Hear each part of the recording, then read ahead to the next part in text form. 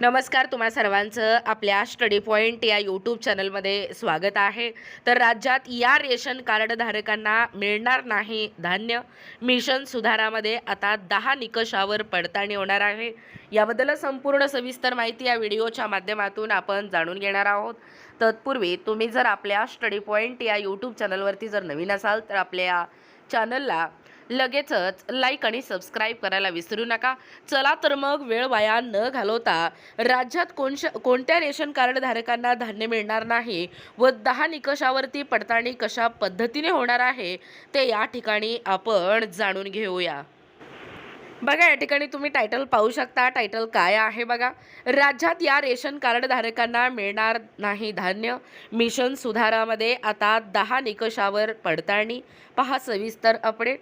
राज्य शासनाने सार्वजनिक वितरण व्यवस्थेत पारदर्शकता आणण्यासाठी आणि अपात्र लाभार्थ्यांना आळा घालण्यासाठी मिशन सुधार अभियान हे हाती घेतले आहे आणि या मोहिमेत आधार डेटाबेस आणि शिधापत्रिकांच्या माहितीचा मेळ घालून व्यापक पडताळणी सुरू आहे। मिशन सुधार या अभियानाअंतर्गत आतापर्यंत अपात्र, मृत आणि दुबार लाभार्थ्यांची नावे वगळून ही यादी जिल्हा पुरवठा विभागाकडे येत आहे। पडताळणी अंती अपात्र लाभार्थ्यांची नावे ही वगळली जाणार आहेत। पहा पुढे सर्वसामान्य अपडेट काय सांगतोय। सर्वसामान्यांच्या हक्काचे धान्य काळ्या बाजारात जाण्यापासून रोखणे हा या अभियानाचा मुख्य असा उद्देश आहे। या मोहिमेमुळे बोगस आणि अपात्र कार्डधारकांची नोंद या ठिकाणी उघड होत आहे। बघा नेमकं काय आहे मिशन सुधार अभियान। सार्वजनिक वितरण व्यवस्थेतील बोगसगिरी, गैरव्यवहार आणि अपात्र लाभार्थ्यांना शोधून काढण्यासाठी राज्यभरात मिशन सुधार हे विशेष अभियान राबवले जात आहे। याद्वारे बोगस नावे शिधापत्रिकेतून हटवली जात आहेत। मृत, दुबार, संशयास्पद लाभार्थ्यांच्या नावावर कट। मृत व्यक्ती, विवाहित मुली, दुबार नाव आदी संशयास्पद लाभार्थ्यांची माहिती संगणकीय प्रणालीद्वारे शोधली जाते। तथ्य आढळताच अशा लाभार्थ्यांची नावे हे शिधापत्रिकेतून रद्द केली जात आहे।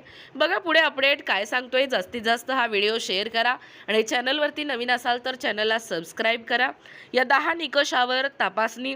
कौटुंबिक वार्षिक उत्पन्न मर्यादा, 4 चाकी वाहन आणि 4 एकरपेक्षा जास्त जमीन शासकीय सेवेत असणे हे झालं पहिलं निकष। त्यानंतर दुसरं निकष आहे प्राप्तिकर, व्यावसायिक कर भरणारे, पक्के मोठे घर किंवा व्यावसायिक मालमत्ता।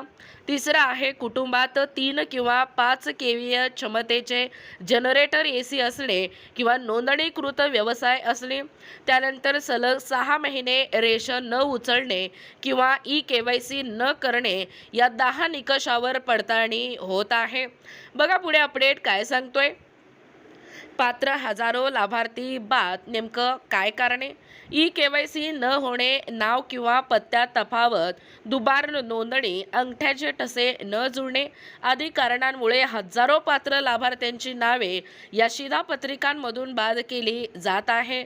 नावे वगळल्यास कुठे करायची तक्रार, तर तहसील कार्यालय, पुरवठा विभाग, सार्वजनिक सेवा केंद्र, सेतू केंद्र किंवा शासनाच्या या किंवा 1967 या टोल फ्री क्रमांकावरती किंवा 1800224950 किंवा 1967 या टोल फ्री क्रमांकावरती किंवा तक्रार या ठिकाणी करता येते। बघा रेशन कार्डवरील धान्यबंद यात आता 10 निकषावरती मिळणार आहे, म्हणजे पडताळणीवर या ठिकाणी धान्य मिळणार आहे। एकूणच अशा पद्धतीने या ठिकाणी आत्ताच पाहिल्याप्रमाणे राज्यामध्ये रेशन कार्ड धारकांना आता धान्य मिळणार नाही। या मिशन सुधारामध्ये आता 10 निकषाच्या आधारावरती ही पडताळणी केली जाणार आहे। याबद्दल संपूर्ण सविस्तर माहिती या व्हिडिओच्या माध्यमातून आपण जाणून घेण्याचा प्रयत्न केलेला आहोत। अशाच प्रकारे नाविन्यपूर्ण, महत्त्वपूर्ण, ताज्या घडामोडी पाहण्यासाठी किंवा तुम्हाला जर आमच्या अध्यापनाचे व्हिडिओ आवडत असतील किंवा तुम्ही जर आपल्या स्टडी पॉइंट या यूट्यूब चॅनलवरती जर नवीन असाल तर आपल्या या चॅनलला लगेचच लाईक आणि सबस्क्राईब करायला विसरू नका। भेटूया अशाच पुन्हा नवीन व्हिडिओमध्ये, नवीन कंटेंटमध्ये। तोपर्यंत धन्यवाद।